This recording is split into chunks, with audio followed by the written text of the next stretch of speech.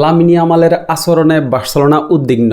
Lamine Yamal সাম্প্রতিক সময়ে যে কাজগুলা করছেন, বিশেষ করে তার বেপরোয়া লাইফস্টাইল, এরপর হচ্ছে ইন্টারভিউতে বেফাস কথাবার্তা বলা, এই জিনিসগুলো নিয়ে এখন বার্সেলোনা একটু টেনশনে আছে। কারণ লামিনে ইয়ামাল বার্সেলোনার সম্পদ ভাই, এই সম্পদটাকে রক্ষা করার জন্য বার্সেলোনা সর্বোচ্চ চেষ্টা করবে। লামিনে ইয়ামালের বয়স হচ্ছে মাত্র 18 বছর। এই 18 বছর বয়সেই লামিনে ইয়ামাল যেই খ্যাতি পাইছেন, এই খ্যাতির যে একটা বার, এই বারটা আমার কাছে মনে হয় যে লামিনে ইয়ামাল আপনার নিতে পারেন নাই। লামিনে ইয়ামালের লাইফস্টাইল একদম পুরোপুরি এলোমেলো হয়ে গেছে। সে যেভাবে চলাফেরা করতেছে, তার গার্লফ্রেন্ড নিয়ে ইন্টারভিউতে এসে যেভাবে অন্য একটা ক্লাব এসে ডিসরেসপেক্ট করতেছে, এই জিনিসগুলা একদমই ঠিক হইতেছে না। লামিনে ইয়ামাল এই জিনিসগুলা ঠিক করেন নাই। এখন বার্সেলোনা লামিনে ইয়ামালের এই বেপরোয়া লাইফে এবং তার যে উল্টাপাল্টা ইন্টারভিউ, উল্টাপাল্টা কথাবার্তা, এই জিনিসগুলোর উপরে বার্সেলোনা নজরদারি করবে। তবে আমার কাছে যেটা মনে হয় যে ভাই, লামিনে ইয়ামালের উপরে আরও আগে বার্সেলোনার নজরদারি করার দরকার ছিল। লামিনে ইয়ামাল যে বার্সেলোনার কত বড় সম্পদ, এটা আমরা গত সিজনেই দেখছি। গত সিজনে বার্সেলোনার যে সাফল্য, এই সাফল্যের পিছনে লামিনে ইয়ামালের অবদান অনেক, এটা কেউ অস্বীকার করবে না। কিন্তু এই যে অল্প বয়সের যে খ্যাতি, এই খ্যাতির বারেই লামিনে ইয়ামাল বেপথে চলে গেছেন। এখন লামিনে ইয়ামালকে এটা মনে রাখা উচিত যে ফুটবলে কিন্তু এইরকম ন্যাচারাল ট্যালেন্ট বছরের পর বছর আসছে, কিন্তু এই যে আপনি সঠিকভাবে ব্যবহার করা, নিজের লাইফস্টাইল ঠিকঠাক রাখা, সোশ্যাল মিডিয়া থেকে দূরে রাখা। এখন তো প্লেয়ারদের জন্য সোশ্যাল মিডিয়া হচ্ছে একটা বিষ টাইপের। সোশ্যাল মিডিয়াতে যে যত বেশি অ্যাক্টিভ, তার দিন দিন পারফরমেন্স তত বেশি ডাউন হইতেছে। লামিনে ইয়ামালকে এই জিনিসগুলা মেনটেন করতে হবে অবশ্যই।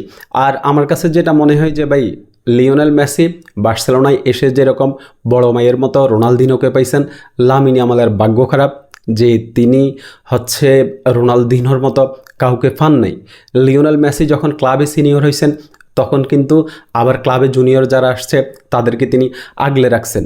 আমরা ওসমান দেমবেলে কিছুদিন আগে ব্যালন ডিওর জিতার পরে, বা ওসমান দেমবেলে মেসিকে নিয়ে যে কথাবার্তা বলছে, এগুলো থেকেই আমরা বুঝতে পারি যে আসলে লিওনেল মেসি ক্লাবে যারা নতুন আসে তাদেরকে কিভাবে আগলে রাখে। শুধু ওসমান দেমবেলে না ভাই, এর আগে অনেক তরুণ প্লেয়ারই বলছে যে আমরা ক্লাবে আসার পরে আপনার লিওনেল মেসি আমাদেরকে বড় ভাইয়ের মতো আগলে রাখছেন। এখন লামিনে ইয়ামালের হচ্ছে এখানে ভাগ্য খারাপ যে তিনি যখন মোটামুটি ক্লাবে রেগুলার হয়েছেন, তখন হচ্ছে লিওনেল মেসি ক্লাব থেকে চলে গেছেন। এখন লামিনে ইয়ামালকে সব কিছু ওর নিজেকেই ঠিক করতে হবে। ওকে ঠিক করে দেওয়ার মতো আসলে কেউ নাই। সোশ্যাল মিডিয়া থেকে দূরে থাকতে হবে এবং নিজের যে লাইফস্টাইল আছে, তোমার গার্লফ্রেন্ড থাকতেই পারে, তুমি গার্লফ্রেন্ড নিয়ে ঘুরতেই পারো, কিন্তু সেগুলা এইভাবে মানুষকে দেখানো এবং মানুষের এগুলা নিয়ে যে কথাবার্তা ভাই, এগুলা তোমাকে দূরে থাকতে হবে এগুলা থেকে। আর সবচেয়ে বড় কথা হচ্ছে, তুমি অন্যকে সম্মান করবা, অন্যদের কাছ থেকেও তুমি সম্মান পাইবা, যেটা লিওনেল মেসি করে গেছেন। লিওনেল মেসিকে মাদ্রিদ মিডিয়া বা মাদ্রিদের ফ্যানরা কতভাবে থামানোর চেষ্টা করছে, কতভাবে আঘাত করছে, কিন্তু লিওনেল মেসি তার জবাব যা দেওয়ার তিনি মাঠেই দিছেন। মাঠের বাইরে বা ওই যে রিয়াল মাদ্রিদকে নিয়ে টোটালি ডিসরেসপেক্ট করে একটা কথা লিওনেল মেসি বলেন নাই। এইগুলা থেকে হচ্ছে লামিনে ইয়ামালকে শিক্ষা নিতেই হবে এবং লামিনে ইয়ামালকে সংযত হইতেই হবে। লামিনে ইয়ামাল যদি সংযত না হয়, তাহলে হচ্ছে লামিনে ইয়ামালের ক্যারিয়ারটা আমার কাছে মনে হয় না খুব বেশি দূর আগাবে। বার্সেলোনাকে ধন্যবাদ যে বার্সেলোনা তাড়াতাড়ি বুঝতে পারছে যে লামিনে ইয়ামালকে যদি এখনই এই বেপরোয়া লাইফস্টাইল থেকে থামানো না যায়, তাহলে হয়তোবা একটা রত্ন বার্সেলোনা হারাই ফেলবে। সো সামনে আশা করব যে লামিনে ইয়ামাল এল ক্লাসিকোতে যে বুলিংয়ের শিকার হয়েছে, এগুলা লামিনে ইয়ামাল মাঠেই জবাব দিবে, কথা দিয়ে নয়, তার খেলা দিয়ে, তার পারফর্ম দিয়ে রিয়াল মাদ্রিদকে জবাব দিবে।